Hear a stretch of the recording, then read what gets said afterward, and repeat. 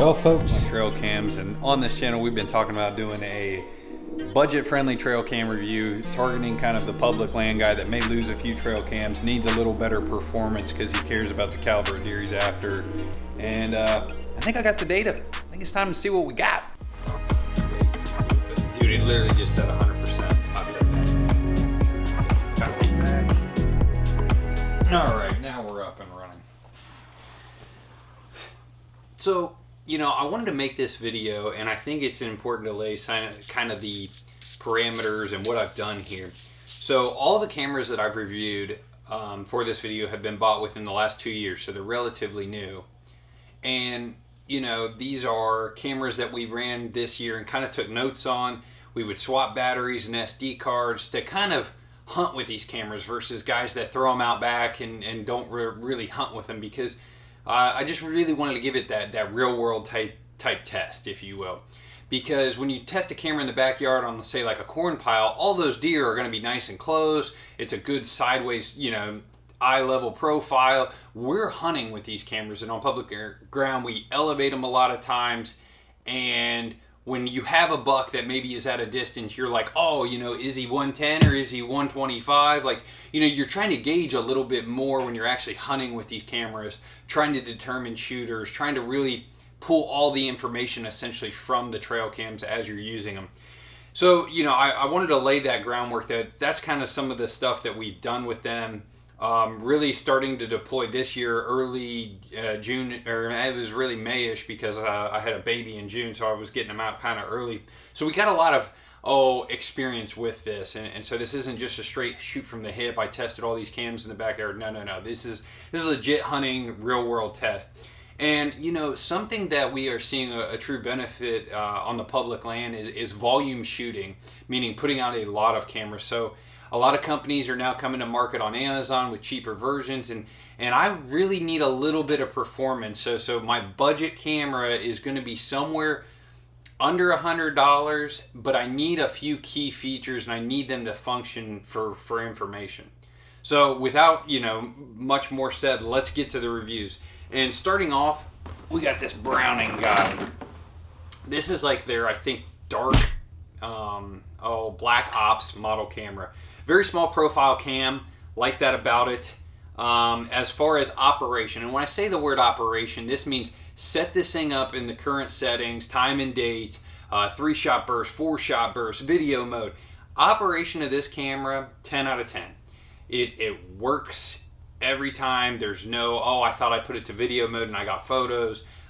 There's no keeping it in setup mode and walking away. This camera, I love the display. As far as it's a nice digital display, you've got a nice little arrow and enter button keys. There's a simple on and off switch and a menu button. Really like how this camera is set up. I've never, you know, it's not a fumbling. The screen lights up nice and bright. It takes 6 AA batteries. I like the small profile, I like the camera. Let's talk about some negatives. The night photos on this thing are terrible. They're like 6 out of 10. They're definitely not good. And the image quality during the day is phenomenal. Like, you're like, wow, this is a solid camera, but the night photos start to struggle. And that's a theme throughout all these cameras. If you look at kind of a baseline test, all the budget cams struggle a little bit at night, and that's a little concerning because deer tend to move a little bit more at night. Video mode on this thing, 720 video. I did test some of that. Works really good. It's pretty cool. It seems to have really good on limited false triggers. This camera on Amazon floats between $70 and $80. It actually depends on the day. You can kind of shop some other deals and find them in that range. And you know, it's a decent cam. It's definitely in the top 3 for sure as far as the cams are concerned. I think that's all I got on this one. Let's move on to the Muddy. Now this is the Muddy, it's like the Muddy Pro 16.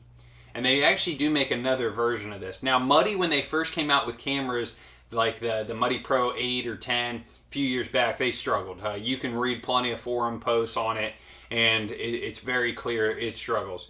Now this camera, operation wise, I give it an 8.5 out of 10. Very close to being good, but I've had 2 times where I thought I set this camera in video mode, walked away from it, and it was still on photo burst. And I've done it twice. So, you know, clearly I need to spend 20 minutes, sit here, dial this setting up, pull the SD card, put it in my computer, check what it's taken, and figure out whatever the little trick is to getting this thing in video mode.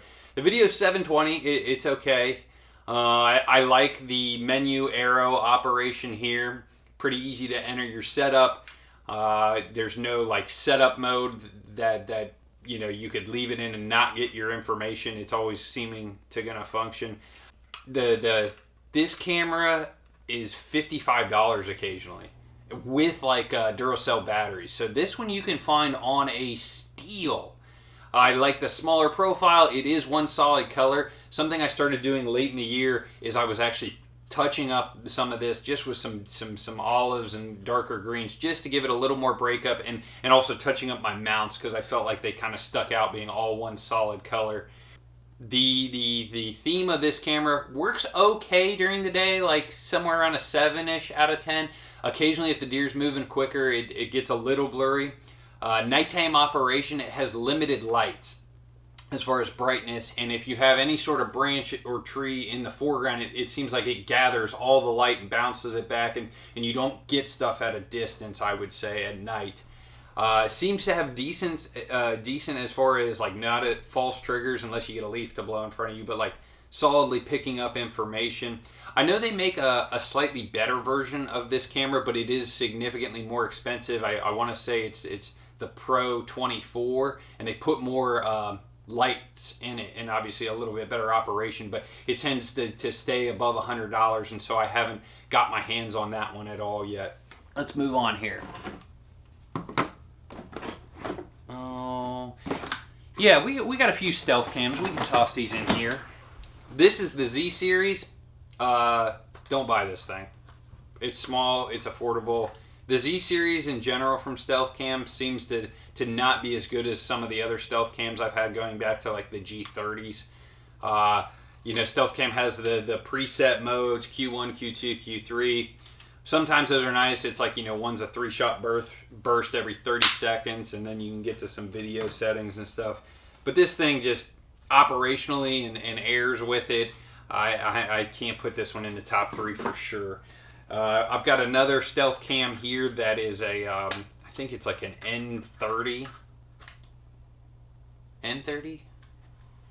And you get the same kind of thing where the menu is a little clunky. You know, you got certain presets you can operate, and the display isn't as good if you want to like customize it to take 3 or 4 photos, 30 seconds, 15-second intervals. You know, it's just not as user friendly to set up and run. You can buy these though for cheap. Like I think you can find them $45. They work, yes. I do like the double door feature, like as far as a security, like this thing locks up pretty good. I do like a little bit of the, this camera doesn't do as terrible at night. Sometimes with the cheaper stealth cams, I've noticed if a deer's moving, they may struggle a little bit, but if you're getting slow walking or browsing deer, the stealth cams seem to do pretty good. All right, we knocked this piece of shit out.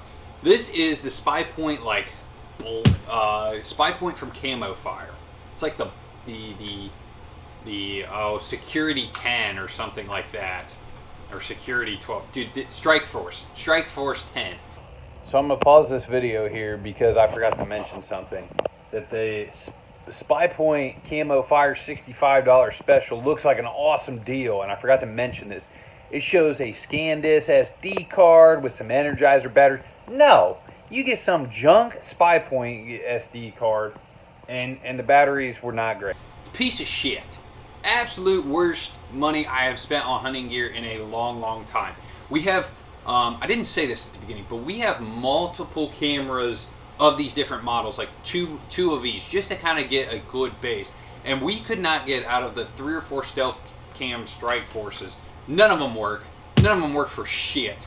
We're talking work for a month, work for a day, blurry pictures, blacked out pictures, white out pictures, false triggers. Doesn't work. The menu sucks. It doesn't save time and date. That's a big with me. Like if I change the batteries, I want it to do time and date, you know, like keep the time and date if I'm just switching batteries. That's huge. And you know, it sucks. We're $65 I ever spent. These hinges are flimsy. This thing's gonna die. Like a squirrel could easily undo that, or a raccoon. And these cameras, dude, I said something to Zoe. I went and checked 2 of these when I was out pulling cams the other day, and I wasted 20 minutes pulling these 2 cameras that were maybe a couple hundred yards apart, or about 100 yards apart. And in that 20 minutes, I could have done 8 other things that would have made me a better bow hunter. I could have pulled a different card on this piece that was further away. I could have shot my bow for 20 minutes. I could have looked at maps. These are garbage. Don't ever buy them. Like, I'm going to shoot those for clay pigeons, I think. That's how mad I am about them. Okay, let's get to this one. This is the Covert MP16, and you can pick this up on Camo Fire for about $65. And I was recommended this camera actually from Justin Hollinsworth, and it didn't disappoint at the $65 range. I would say it had the best photo night performance as far as brightening up stuff at a distance, and as far as brightening stuff up. I would say it does the best out of the Browning, the Muddy. The nighttime performance on this was really good. Operationally, I'm gonna give it a 6 out of 10. It doesn't have as pretty a display as the Muddy and the Browning. It's got this like enter bunch of arrows, and when it comes on, you gotta hop around, and it's clunky. It's definitely not as good as the other cameras to set up and operate. I wish I would have run this in video mode a little more to compare to the other 2. And I will say, even during the day, sometimes if the deer's moving a bit quick, this Covert, you get a touch of blurriness. I like how small it is, camo face, so that's always nice. This camera is definitely in the top 3. As far as breaking down my top 3, it's definitely the Browning, the Covert, and the Muddy. Now the Muddy's interesting because, I guess I should say this too. All these cameras I kind of based with the Exodus Trek, which has kind of been in my arsenal for a couple years now.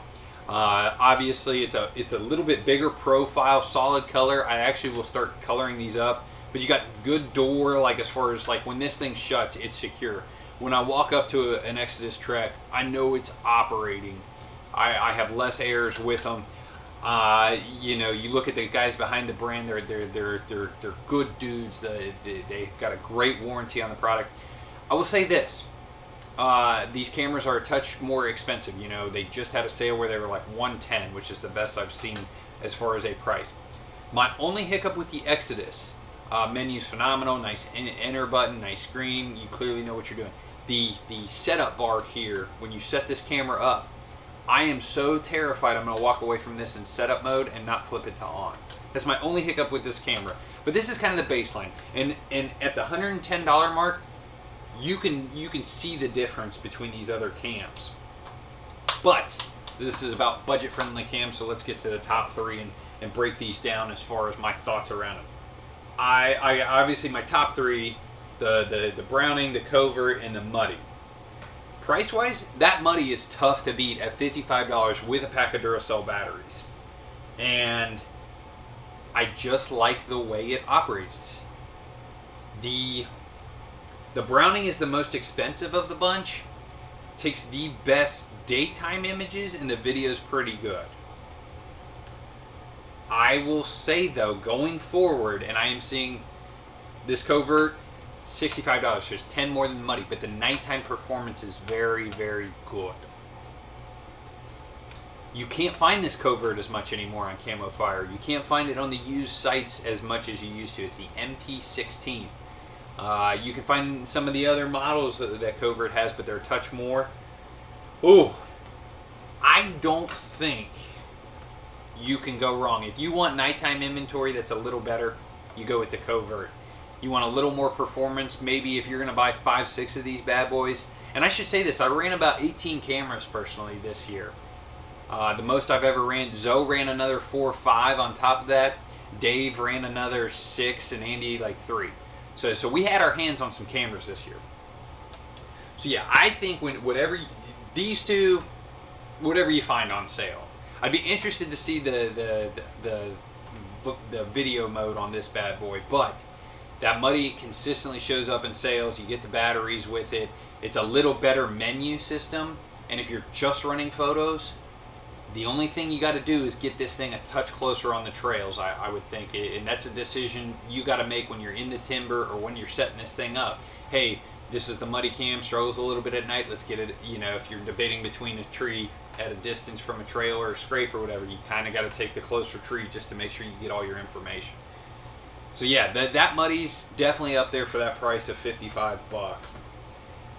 Guys, I appreciate you watching this video. We're gonna hopefully kick it into gear here. It is gun season week here in Ohio. The boys will be at it this weekend. Me and my sister might be going out. My private piece, which would be nice. And then Kentucky, we're gonna get a late season push there. I've just got to get the muzzleloader set up and ready to go. Appreciate you guys watching. If you like this kind of content and new to the channel, hit the subscribe button. We do public land focus, mobile hunting focus. We got a small podcast if you want to check that out. Guys, Team Harder and Bucks, we're out.